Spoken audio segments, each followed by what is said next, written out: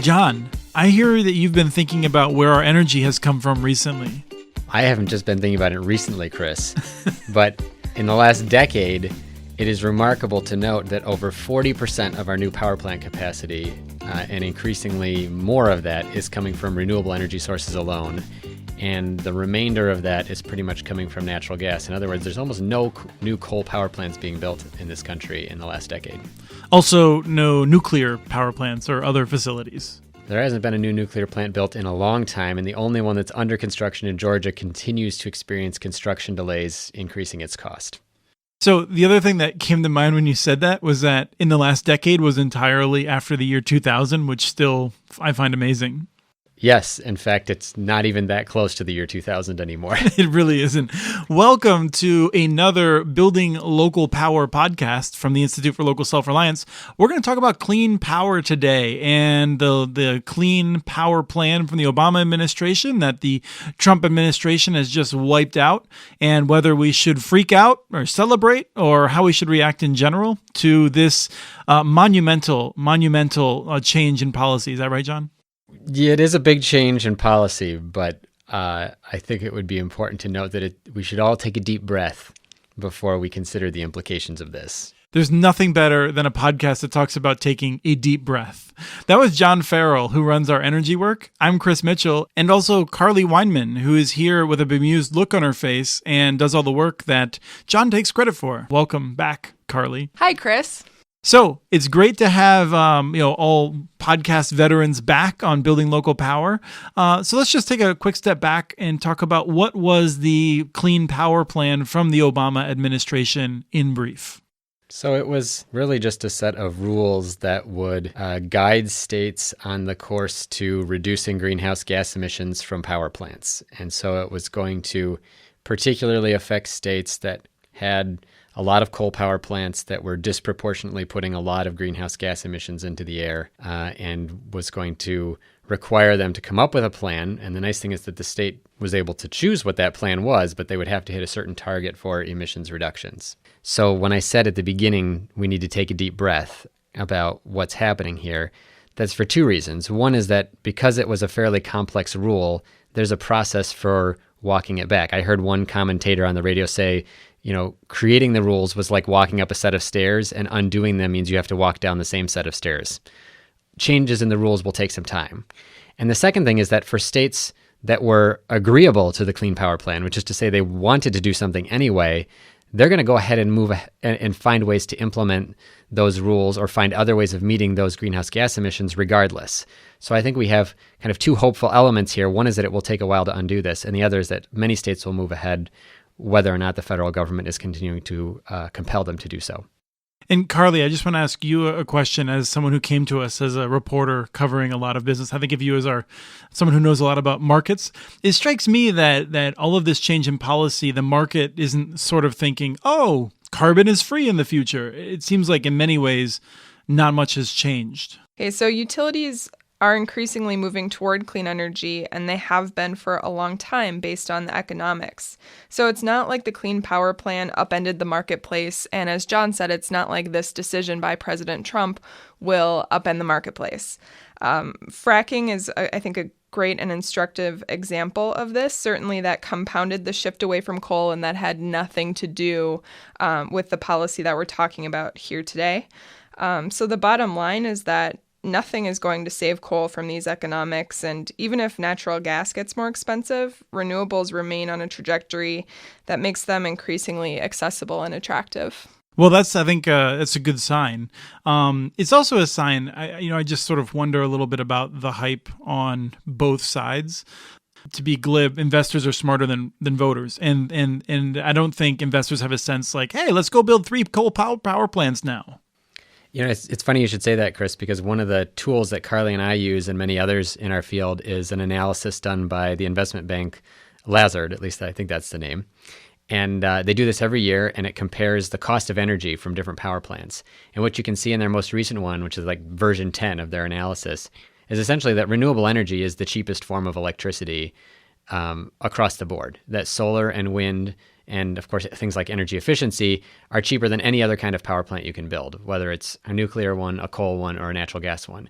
So when Karlee's talking about the economics being in the driver's seat here in the wake of the Clean Power Plan or its reversal, like you said, the folks informing the investors, the investment banks, are essentially saying, put your money on renewables. That's the cheap stuff. Well, and it strikes me from the stat you brought from the beginning, 40% of energy gains over the last 10 years coming these renewable energies, this clean energy. It just sort of, maybe I'm stuck in thinking about this from a 20-year ago perspective, which was like, oh, people are saying, oh, sure, solar's doubling, but it's a fraction of a fraction. It doesn't matter. It's not adding up. It seems like it's adding up now. Yeah, it is. And in fact, if you look on our website, Karlee is updating every quarter our analysis of new power plant capacity, you can see this chart went from being almost all purple and black, which was representing fossil fuels, to this big bright band of blue, which represents wind power, which has been most of that new capacity. And in the past 3-4 years, all of a sudden there are these big bars of orange and red, which represent large scale and small scale solar. And so it is really adding up. And although on an annual basis, the amount of total energy, electricity that we get from that is still relatively small, it's growing very quickly. And so it shows up first in these charts around capacity. In the next couple of years, we'll start to see that in terms of how much energy we get on an annual basis. A lot of that growth is rooted in state policies that support it and encourage it, and not necessarily in any action that happens or doesn't happen at the federal level. So I think that just goes to show that where we're really seeing movement in terms of policy that advances or inhibits growth in renewables and clean energy, that's not happening at the federal level per se. When you say it's at the state level, I'm curious. I immediately start thinking, oh, well, probably like California and blue states. But then I remember Texas and even Iowa. I'm not really sure what color Iowa is anymore. Yellow for corn, maybe. But I'm curious what states in particular have really been driving this, because I'm guessing it's not all states. No, it's not all states, but there's no question that there's some partisan lean to the states that are driving a lot of this. California, for example, happens to be a very deep blue state, but it also happens to be a state that has a really good renewable energy resource. So, in fact, I would say that is in some ways even more powerful of a driver. So you take Iowa, for example. Regardless of its politics, it has an incredible wind resource. And in fact, the policy that got its wind industry started expired 10 or 20 years ago. So all of the development in wind power in Iowa, which is one of the nation leaders on a per capita basis, is because wind simply is a really cheap resource for supplying electricity needs, because the wind blows a lot in Iowa. On the other hand, you have states like Minnesota or Colorado or California or New York, where we've enacted policies that are pushing utilities toward renewables. Of course, the analysis shows in retrospect that that was a very cost-effective choice. And then you're also seeing advances in places like Arizona or Nevada or Texas, where it's not really policy-driven, it's just economics. So in West Texas, you have tens of thousands of megawatts of wind power because it's a very good wind resource, but increasingly solar. Excellent solar resource in Arizona and Nevada and New Mexico, driving a lot of solar adoption there. And so one last thing on this area and the economics is you mentioned that it was a good bet to force the utilities to go with the renewables. Now, in the past, you and I have talked a lot about what was the best way of subsidizing these forms of power: a feed-in tariff, production tax credit, the problems associated with some of these. Are these things unnecessary now? I don't think it's unnecessary to still have policy that is helping the transition toward renewable energy. What I would say is that the kinds of policy we need are different. So whereas a decade ago, it was really important to sort of throw money at it, to get the industry built up, to build the manufacturing experience, to get the supply chains developed, to get people trained in and employed and build all of that part of the installation and manufacturing process. What I think has happened now is that we need to figure out ways to maintain competitive markets. So, for example, a 1978 federal law called PURPA has required utilities to buy electricity from competitive sources ever since the late 1970s. It came out of the oil crisis and the desire to find more economical power sources. Well, that law is still in force in all 50 states, requiring us to look at economical sources. And utilities, now that they are facing competition from renewable energy resources produced by non-utility participants, are saying, hey, we want to get rid of that law. And so there are still ways in which the entrenched interests, whether it's monopoly utility companies or the fossil fuel industry, are trying to push back against renewables, and we need to hold firm on market access on the basis of, cost competitiveness. One last thing before we get to our surprise call-in guest, which is a quote from the past. I wanted to note that I was listening to Charlie Sykes last week. He has a show on Indivisible, which is this joint production of, I think, Minnesota Public Radio, WNYC, and others. It's first 100 days of the Trump presidency, talk radio. Charlie Sykes is a conservative talk show host who's from Wisconsin. He's a very interesting guy. He was making a case that he felt like the Clean Power Plan would have been really bad for Wisconsin. It would have cost, in his words, I think, billions of dollars in extra costs to ratepayers, and it would have therefore have been bad to business. And I'm just curious how you would respond to that. And I think it looks like Karlee's all ready to offer some context. I think it's fair to say that in some states like Wisconsin, utilities might have made poor bets on infrastructure like coal plants in the past, but now it's up to regulators to hold them accountable. And part of that is the clean power standards that may or may not be imposed by the federal government. But part of that is, holding utilities to sensible, responsible economics like the kind John has been talking about, because it can cost ratepayers a lot of money as well to stay the course that we've seen from these maybe more short-sighted utilities in the past. I'd just like to add, too, that there's a couple other factors here. One, in terms of costs, is that the health and environmental costs of our power system has always been socialized. So you have private profits for utilities building these power plants and then socializing the costs, the health and environmental costs. And so, could you just explain a couple of those? Yeah. So, for example, mercury pollution, which from coal power plants in particular, gets into lakes and streams and waters, gets consumed by fish or absorbed by fish, and then raises the toxicity to the level that we can't eat fish anymore, or particularly vulnerable populations like children and pregnant women. Right. They only get it like once a week or something like that. Exactly. So that's been one of the costs that we've had, and certainly not one that we pay for on our utility bills.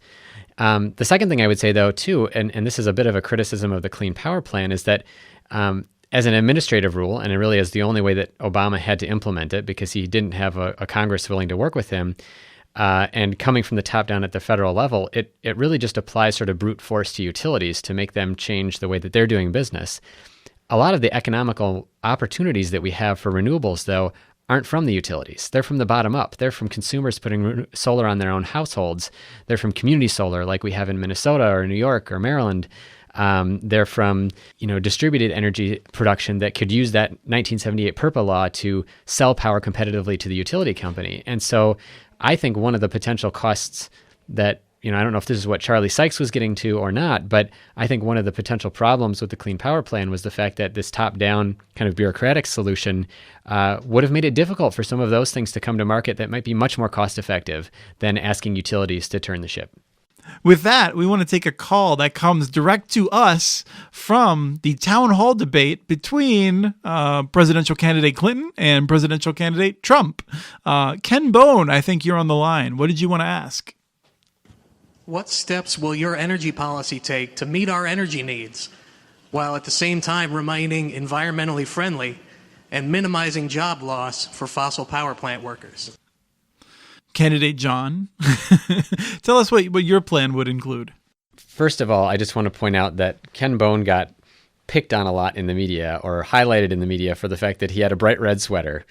And then a whole bunch of other stuff went on. And it was really one of the most intelligent questions that we've had about energy policy in a long time, because I think that's probably why he got picked on. I mean, honestly, I just don't see our media being able to really deal with those sorts of intelligent, layered questions, which aren't just sort of red meat for one side or the other. Right. And that's true. There wasn't a lot of red meat for either side in this particular question. It was a very well nuanced one.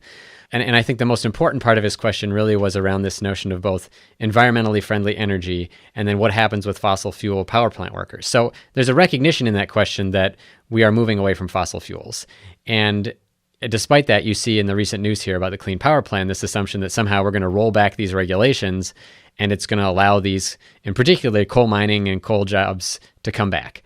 And the truth is, in the last 50 years, employment in the coal mining sector has dropped by about 2/3, even as production has more than doubled.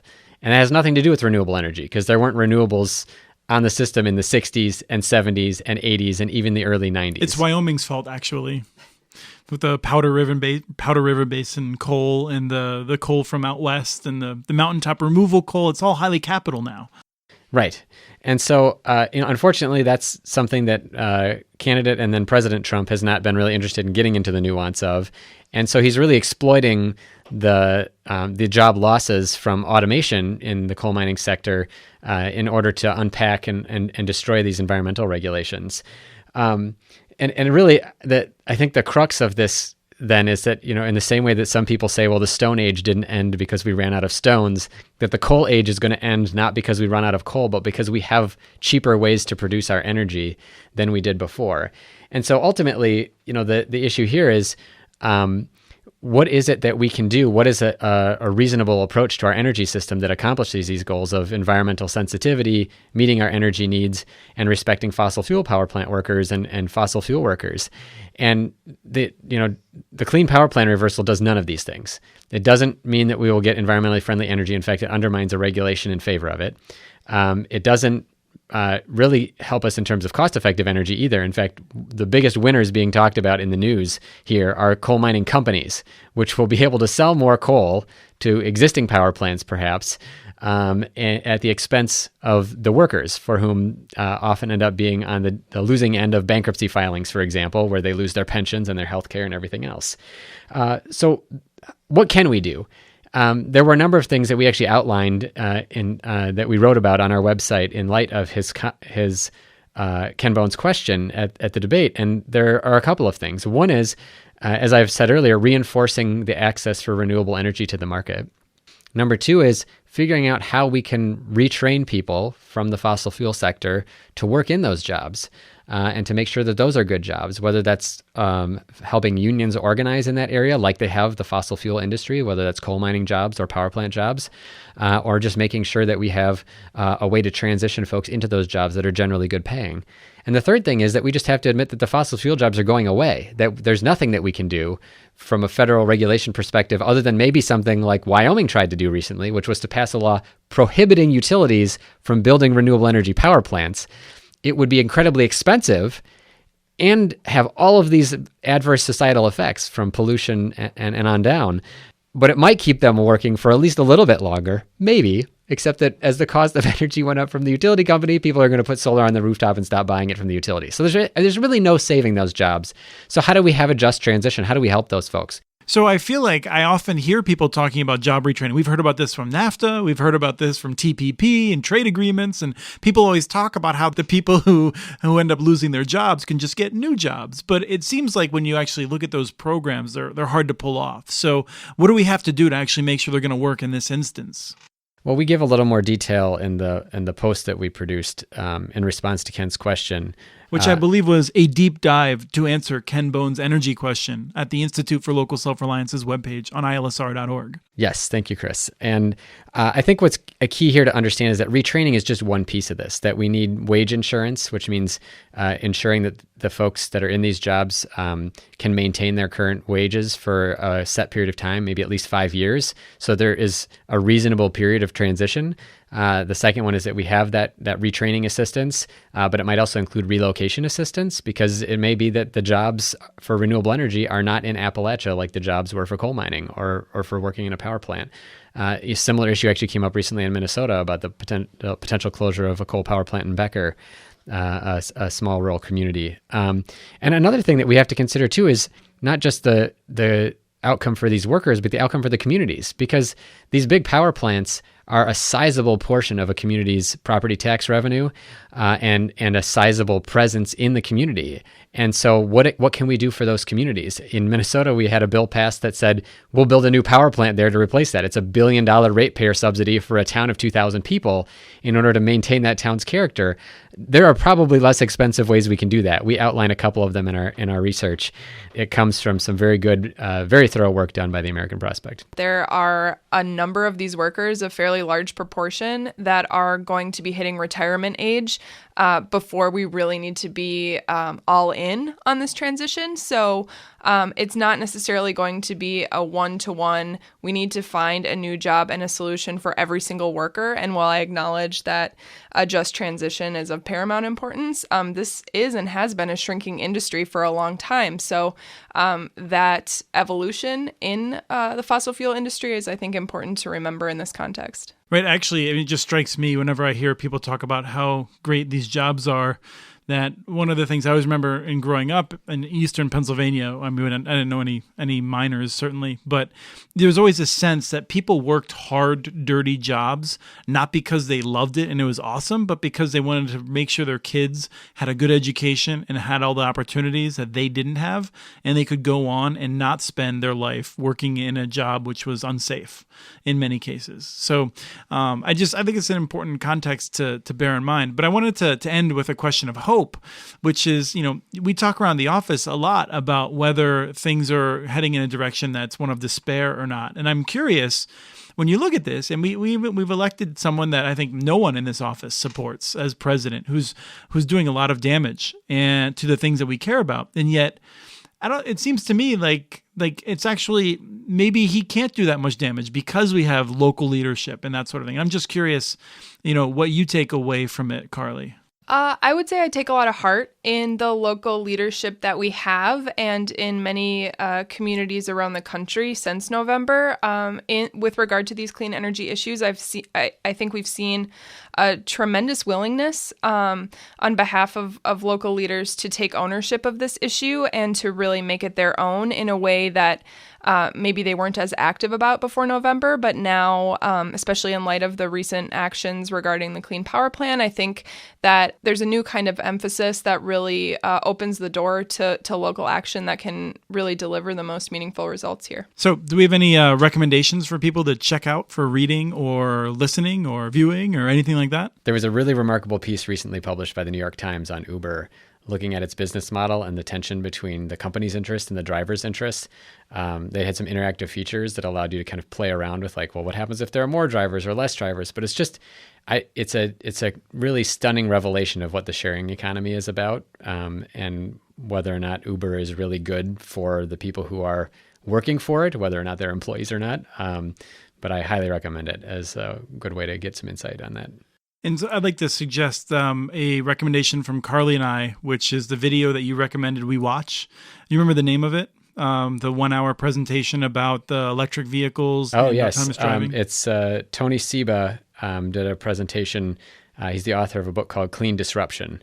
I don't recall the exact title of the YouTube video from 2016 for the presentation he gave, but it is a remarkable look at the way that the clean energy economy will be changing thanks to Silicon Valley technology over the next decade. Great. Thank you both. Yeah, thanks, Chris. Thanks, Chris. That was John Farrell and Karlee Weinmann joining Christopher Mitchell for episode 15 of the Building Local Power podcast. John and Karlee work on our Energy Democracy Initiative, and Christopher heads up the Community Broadband Networks Initiative. Check out John and Karlee's work at ilsr.org/initiatives/energy. Hey, everyone.